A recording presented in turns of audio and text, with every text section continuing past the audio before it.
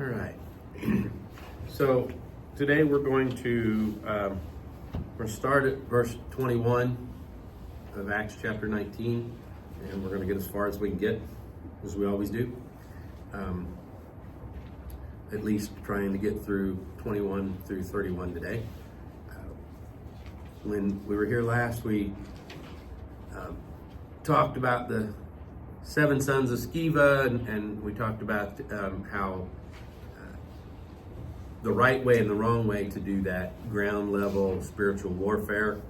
And we mentioned the occult level spiritual warfare where they were burning the books. So today we're going to talk about that third level, if you will, the beginning of it, the next 2 weeks of the spiritual warfare. Let me get to my spot here, sorry. But we're going to pick up in 21. So I'm going to read. I'm going to start with 21 and 22, just like we did last week. We're going to kind of break these up into the natural flow of the verses here rather than. So I want to read 21 and 22 to start off with. It says, "Now after these events, Paul resolved in the Spirit to pass through Macedonia and Achaia and go to Jerusalem, saying, 'After I have been there, I must also see Rome.' And having sent into Macedonia 2 of his helpers, Timothy and Erastus, he himself stayed in Asia for a while." Now, so after all these events, Paul had been preaching in the synagogue, been there for 2.5 years. He was in the synagogue for 3 months, and opposition arose, and he moved to the Hall of Tyrannus, where he began to lecture. And we talked about how it was more of a school of evangelism, where he was equipping those leaders, those saints, to go out into Macedonia and to Achaia and to the regions of Asia to spread the gospel and plant churches, and that God worked mighty miracles through him, so much so that just a handkerchief or an apron that had touched Paul's body was taken and used to heal other people, because it was the power of Jesus' name working through Paul. Not just because it touched Paul, but because the Spirit was in Paul, and the Spirit went into those things to enable those things to actually heal somebody. It was the Spirit of God that was doing it. And people were understanding that. Some people didn't understand it and found a way to try to make some money off of it, and we saw how that happened. They were spanked and sent out the door running naked because the Spirit's like, no, you're not doing this in Jesus' name. You're just doing this all yourself, and you don't have that power. And the word spread. So after all these things that had happened, Paul, through the Spirit, he saw his ministry bear much fruit. And during this period, they faced many, many dangers. You go back to 1 Corinthians 15, 30 through 32, and 2 Corinthians 1, 8 through 10. Paul kind of briefly mentions the dangers. He doesn't go into specific details, but in one of them he talks about fighting the beast in Ephesus. And so Luke doesn't take it to tell us what dangers he faced, but during this time he faced many dangers. And through it all, the Spirit was working in him to strengthen his resolve, guiding him on his journey all along, leading and guiding him as he had continuously. And Paul, it says, Paul resolved in the Spirit to pass through Macedonia and Achaia. Paul continued his normal protocol by revisiting the churches. As we think back to the first and second missionary journeys, he'd go through and plant the churches, and then he would circle back and strengthen them. In the second journey, he hit those same places, going and continuing to strengthen. That's what all his letters are for, sending out, hey, I understand you're going through some tough times, and teaching them and exhorting them and giving them strength. So that's what he's doing here. He's made this decision to go back through Macedonia and Achaia and on to Jerusalem. Now, as we get a little further, we know that he wants to go to Rome.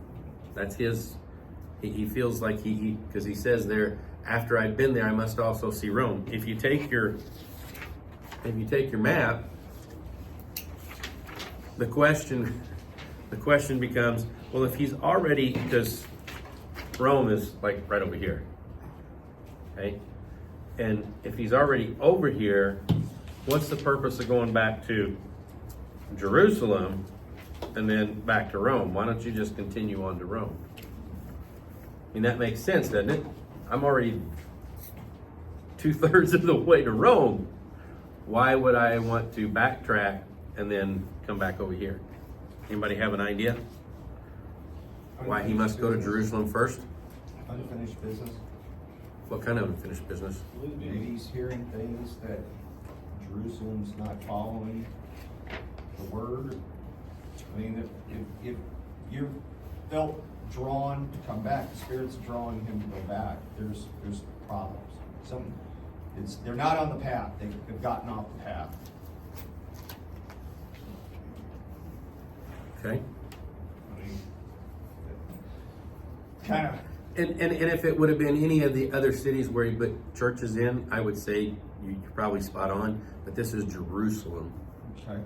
I think it's because my Bible has it is necessary for me to see Rome, and the way it broke up, he was resolved by the Spirit. It's almost as though, I mean, not that it was an unwillingness, but it was like he knew what was going down, and that this was the end. I think, more or less, that he knew it was time. What his mission had been fulfilled, and he was going back to Jerusalem almost to be condemned as Jesus was, and then sent off to Rome to face trial for it. And he had it. I guess it reads as though he maybe had a heads up about that. I like that parallel of Jesus going to Jerusalem and going to his death, and Paul pretty much the same, because all the events to get him to Rome happened in Jerusalem. Let me read a couple passages here. I'm in Romans 15, 25 through 31. At present, however, I am going to Jerusalem, bringing aid to the saints. For Macedonia and Achaia have been pleased to make some contribution for the poor among the saints at Jerusalem. For they were pleased to do it, and indeed they owe it to them. For if the Gentiles have come to share in their spiritual blessings, they ought also to be of service to them in material blessings. When therefore I have completed this and have delivered to them what has been collected, I will leave for Spain by way of you. I know that when I come to you, I will come in the fullness of the blessing of Christ. I appeal to you, brothers, by our Lord Jesus Christ and by the love of the Spirit, to strive together with me in your prayers to God on my behalf, that I may be delivered from the unbelievers in Judea, and that my service for Jerusalem may be acceptable to the saints. So that by God's will I may come to you with joy and be refreshed in your company. And then moving over to 1 Corinthians 16, 1 through 9. It says, now concerning the collection for the saints, as I directed the churches of Galatia, so you also are to do. On the first day of every week, each of you is to put something aside and store it up as he may prosper, so that there will be no collecting when I come. And when I arrive, I will send those whom you accredit by letter to carry your gift to Jerusalem. If it seems advisable that I should go also, they will accompany me. I will visit you after passing through Macedonia, for I intend to pass through Macedonia, and perhaps I will stay with you or even spend the winter, so that you may help me on my journey wherever I go. For I do not want to see you now just in passing. I hope to spend some time with you if the Lord permits, but I will stay in Ephesus until Pentecost, for a wide door for effective work has opened to me, and there are many adversaries.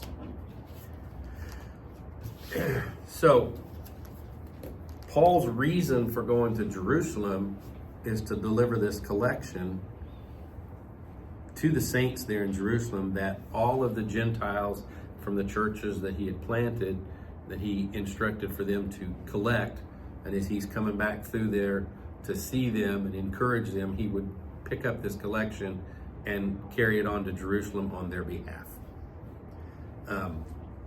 You might say, well, he could have just handed it off to one of his co-workers to send off onto him. But again, the Spirit is leading all of this, and I doubt that it even entered Paul's mind. They were his churches, they were his people. It was his collection that he was asking them to take up, to take to the saints. And so he, I'm sure, felt it was his responsibility to go on to Jerusalem. And so, and if you want to read further, 2 Corinthians 8 and 9 kind of talks more about that collection and those plans. Remember, he wrote the 1st and 2nd Corinthians letters while he's here during this missionary journey. So much of the things he talks about there were happening at this time. And so 2 Corinthians 8 and 9, chapters 8 and 9 also deal with this collection and his plans. And it says there that after I have been there, I must also see Rome. So he made the resolve to go to Jerusalem, and then from there, he is planning to extend his mission farther westward to Rome and on into Spain, which is the farthest west that he could go. That was his plan, to do another missionary journey out west, because he'd been through all of Macedonia, Achaia, and Asia at that time, and now he wanted to extend it further to the ends of the earth. So that was the plan. The use of the Greek word for must, which is day, suggests this was a divine necessity for Paul.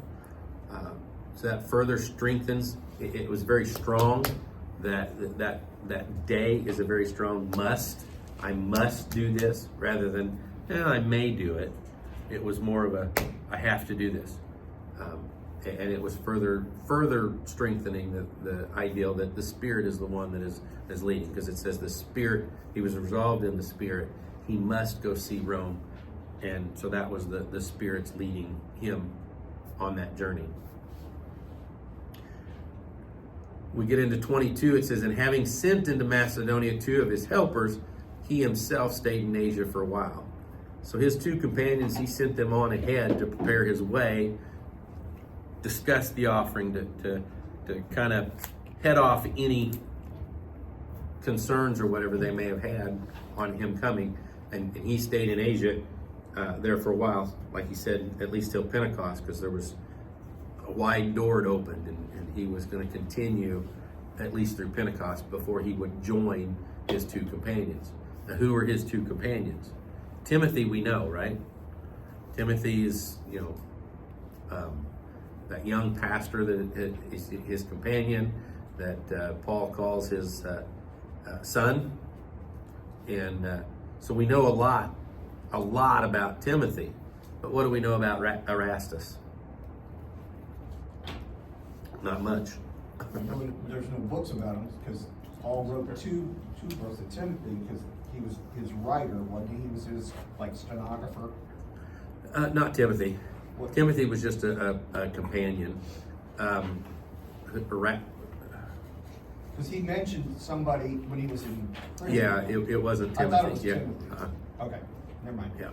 Mine says that Aratus was a follower of Christ, a committed follower of Christ, who was not only Paul's helpful assistant, but also Corinth's city treasurer.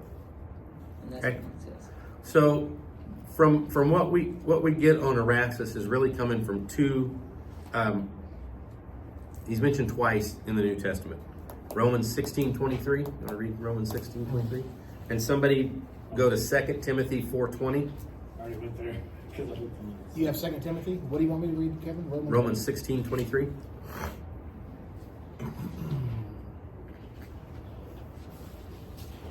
Romans 16:23 says, Gaius, who is hosting me, and to the whole church greet you. Erastus, the city treasurer, and our brother Quartus greet you. So that's one place he's mentioned, and there it gives us a good clue where it says Erastus is the city treasurer, right? As Candace had shared. 2 Timothy 4:20. it says, 4:20 says, Erastus has remained at Corinth. I left Trophimus sick at Miletus. So for Paul to mention somebody, that meant that they were important to his ministry at that particular time. Okay. Now, there's disagreement on whether the Erastus of 1623 is the same Erastus as 420. and remember from our studies on the apostles, there's all kinds of different names, right? Even today, there's a whole bunch of different John Smiths, right? So I personally come down on the side that they're the same person. Paul is not, they're because it says that he's in Corinth, it says he's a Corinth treasurer, and I think they're the same person, okay? But I wanted to make sure I put that out there, that there are scholars that will tell you otherwise, okay? I personally think they're the same person. And the reason I think they're the same person is, again, why was Paul going back to Jerusalem? Bring back the offering, collection of money, right? What was Erastus? A treasurer.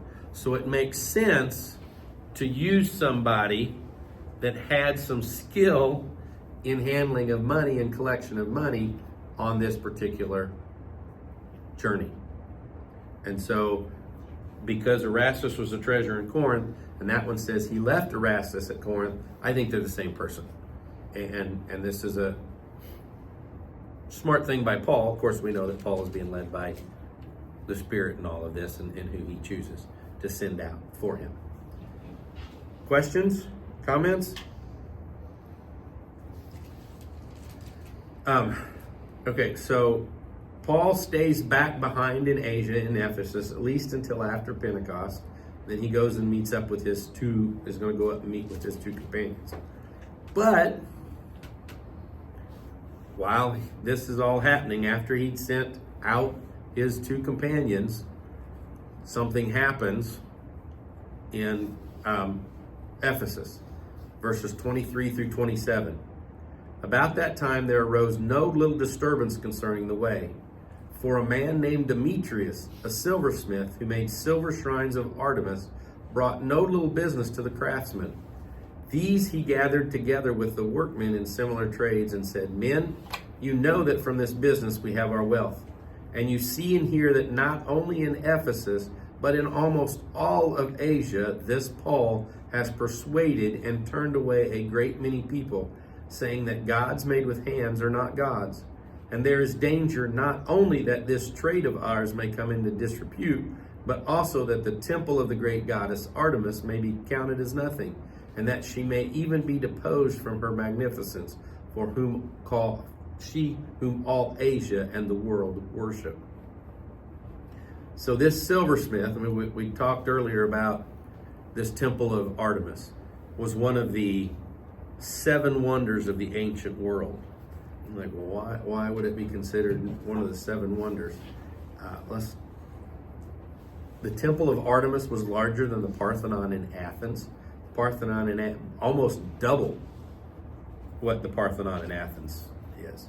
Temple of Artemis was 115 meters long, 55 meters wide, with approximately 127 columns, each about 60 feet high. Now, for those of us that don't know the metrics, like me, I converted that. That's 377 feet by 180 feet, or almost 68,000 square foot. Is that big? Yeah. Not as big as your house, Ed? Okay. That's larger than a football field, wider than a football field. About the same. I mean, just about 20 feet longer and 10 or 15 feet wider than a football field. Soccer pitch. Yeah. So that's big, especially in ancient civilization, how they had to put that together, right? So,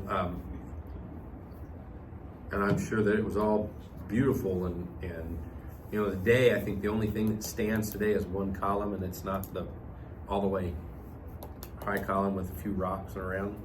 If you go and look it up on Google or whatever, they give you an artist rendering, which is pretty cool looking, and then they show you a picture of what's standing today.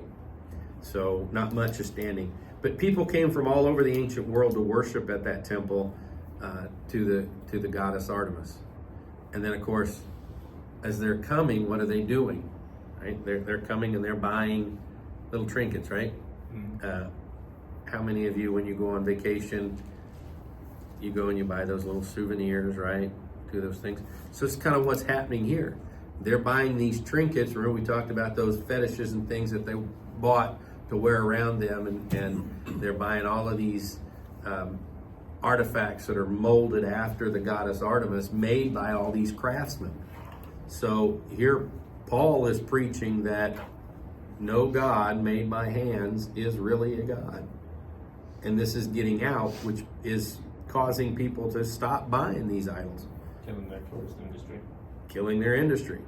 And I'm sure that Demetrius, it said that he was probably the master of the guild, okay, union president. Maybe that's the better way to equivalent it. That's the better equivalent in our terminology here, right? He would have been the president of the union, so he had some pull. And he probably got most of the cut already. No doubt he was well off. And so he pulls them all together, and he basically gives them 5 reasons why they need to get rid of Paul. First of all, sales of their craft were diminishing. And if the sales were diminishing, then they're not making any money, which threatens their affluent lifestyle that they've come to know. Now, he was smart enough not to just stop at money, right? He went a little further and appealed to not just economically, but appealed to their pride in their trade, pride in their craft, pride in their goddess, because he said that their trade was in danger of losing its good name, right? He says that we're in danger that this trade of ours may come into disrepute. If people aren't buying our stuff, then people are gonna not be in the silversmith trade or the wood trade or whatever, and we're in danger of having people look down on us in a sense. Also says there's danger that the temple of the great goddess may be counted as nothing. People come from all over to worship here. And if this word gets out as it's getting, people are going to stop coming, which then the trickle-down effect of we're not going to make money, right? He appealed to their greed and their pride. They greed in their pride. Is there another area that he appealed to in those 5? That's probably the 2 main. There was a little bit of a religious part there, but very little when it says that she's going to lose her magnificence and the world wouldn't come and worship her. I was wondering, like, is she a sex god like many of the female gods were, or no? Because if so, then that would have been greed, pride, and lust, which are 3 huge things throughout a lot of things. So I just was wondering. Mine says she's the goddess of fertility. She's a fertility god. It was all sex. There were temple prostitutes. There was all sorts of Pretty much all of those gods and goddesses, they had that stuff, but there was. I just didn't know if there was. Yeah, you gotta look in. There's like 2 Artemises that. When I was looking at that, there was that she was not the Artemis of this, but she was the Artemis of this. Let me see if I can find it. Go ahead. Said that she was grotesque. Grotesque. Often depicted as a grotesque, and it says these words, multi-breasted woman. Yeah, that's the picture that I saw too. Let's see, it's Although it really wasn't. written. I just didn't know if there was a correlation. There was a point to be made on certain things or not. The fact that he Diana, Artemis, Roman goddess associated with the hunt, the moon, childbirth, and nature, often depicted as a huntress with a bow and a quiver. But she's also there, and I mean, you can go in and do more research on that if you want to. But the temple rites were pretty gaudy and pretty dirty from what I mean. I haven't got deep enough to it for it to list exactly what it was, if anybody really knows. But there was a lot of that prevailing with with that temple worship and the fact that people were coming from all over. You can, kind of guess what's going on and stuff there. So Demetrius calls all these people together and causes this disturbance. The disturbance again didn't have anything with doctrine. They weren't arguing really against Paul's doctrine in a sense, more so that what his doctrine was saying was causing us money, costing us to lose money. And that wasn't good. The term "the way" here reemerges as the term to describe the distinctive beliefs and practices of the Christians. Paul wasn't, what they were saying was Paul was threatening their livelihood with that message that God's made with hands are not gods. And you can go back in multiple places when they're talking about the idols, and I don't know exactly, maybe you do. There was this one where where they had this idol, and I don't even pretty sure it was Paul, but there was an idol that would fall over. It was Dagon. Oh, yeah. With the Philistines. Mm-hmm. Yeah. Kept falling over, and it's like mocking, yeah. So Paul's not preaching anything new, right? And Paul didn't really. Paul's thought wasn't economic, right? He wasn't going after them because of their economics. And that's what they were turning it to, was economics. And this caused a disturbance. So he has all these people brought together and he's stirring them up. And it works. Because if we go to verses 28 and 29, when they heard this, they were enraged and were crying out, "Great is Artemis of the Ephesians." So they listened to Demetrius. They got upset and they began screaming and hollering, chanting, and running out from the guild house or wherever they had their meeting, screaming at the top of their lungs. If you just from the last 2 or 3 years, all of the riots that have been gone, this is kind of, how these things start. Somebody gets in there and brings a group of people together and starts whipping them into a frenzy, and more people show up and hear it, and loudly, and out they go and cause destruction. And this is about what's to happen right here. You want to beguile people. Hit them in their pocketbook and hit them in their pride, their image of self, which is all man must surrender in order to follow. I think it's interesting that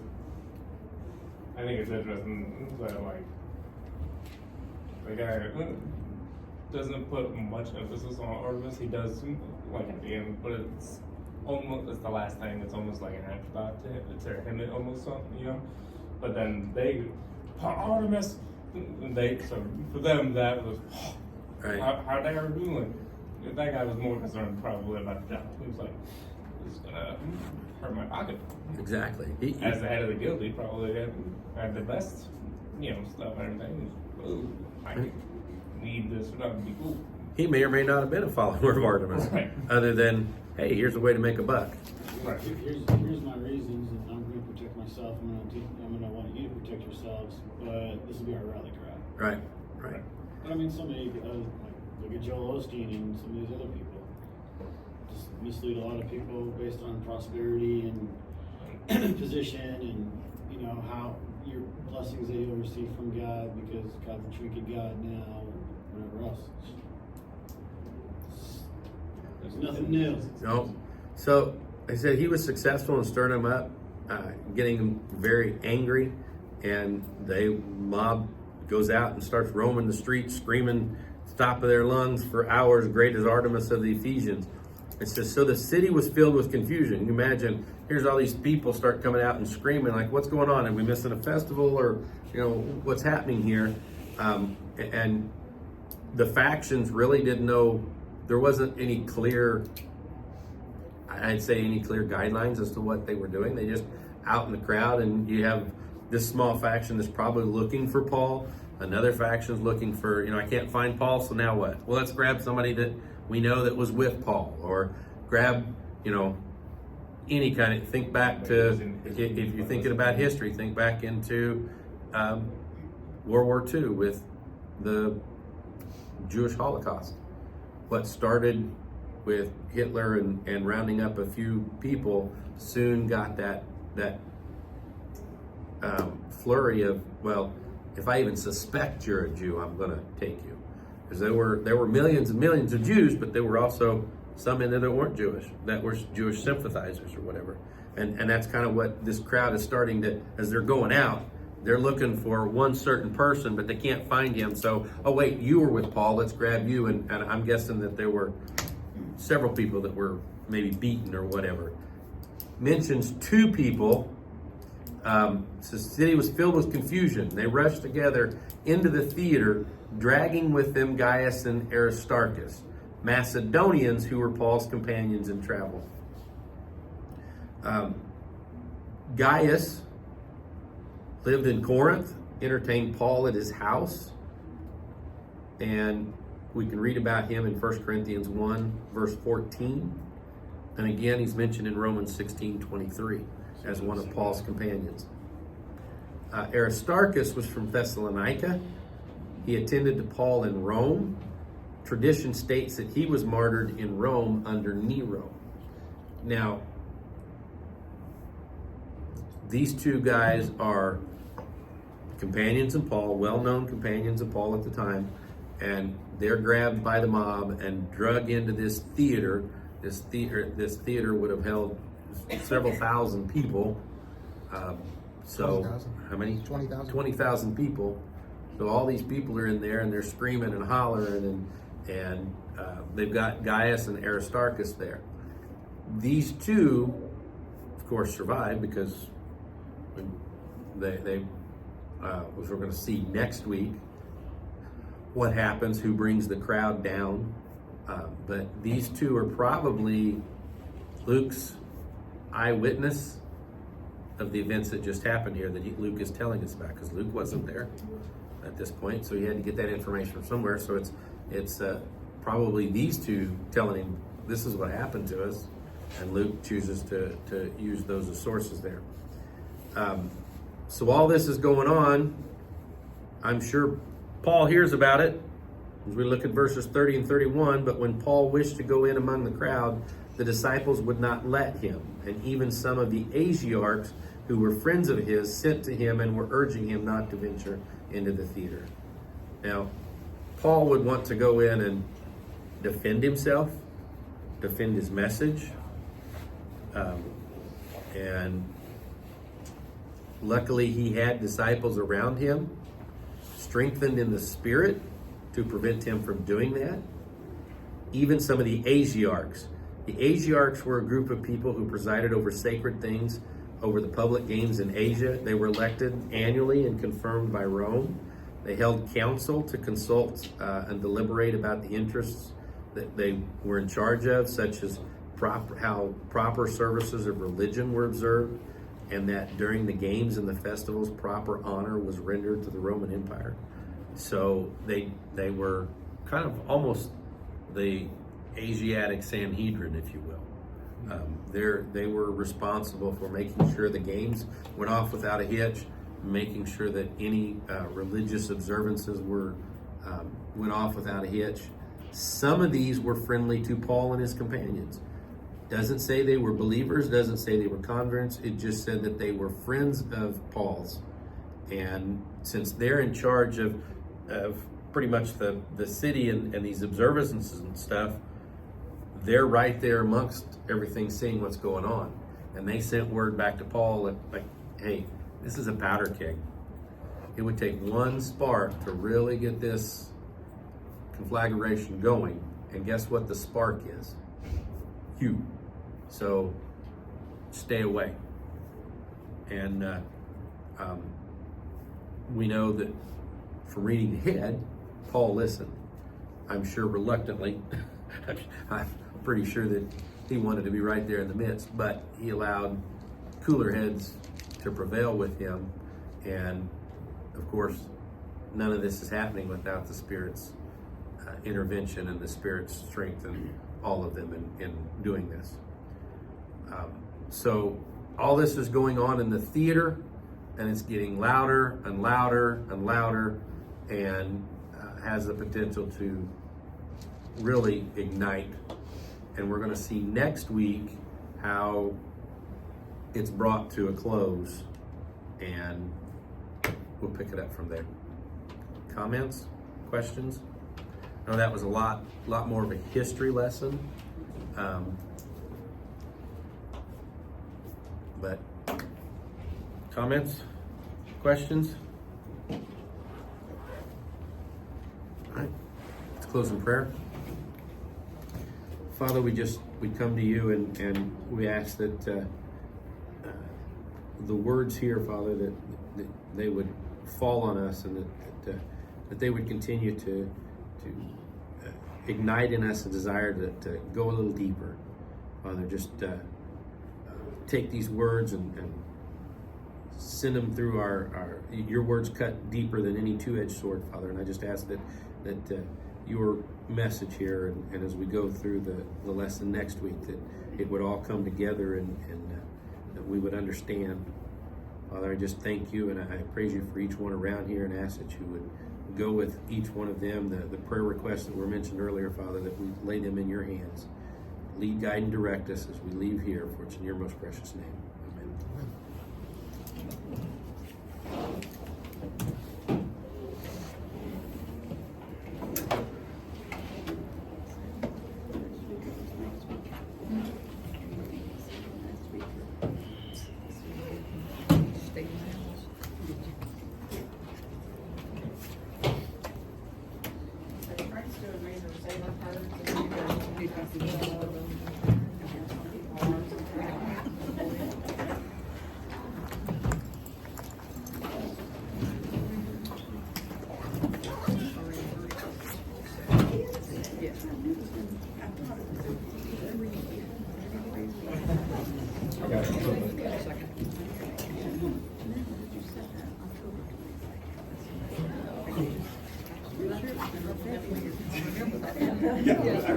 I'm rocking.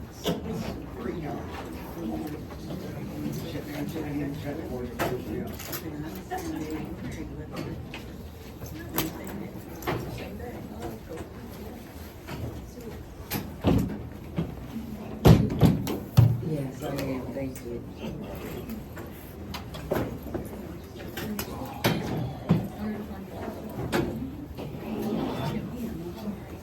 I'm going to nap on the plane. Take some medicine, knock myself out. Yeah, but the problem is,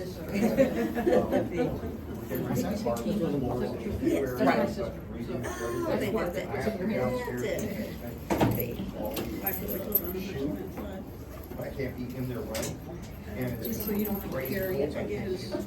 I left mine in the so I'm like, have to levitate to get to the basement so then I can start working.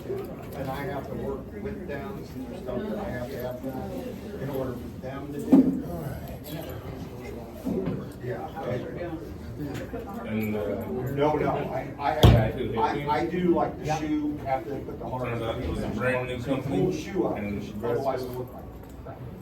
So might I be pull all the old trouble shoe. because They it's looking finish like before, and then I come the back. company is put either your shoe and not responding finish, touch or them, some sort of impossible. But I can't do it until they're Scan done. maybe But I situation. can pre-paint it so Or that have I don't have to piece paint that it together, twice but on my knees. they had $1 million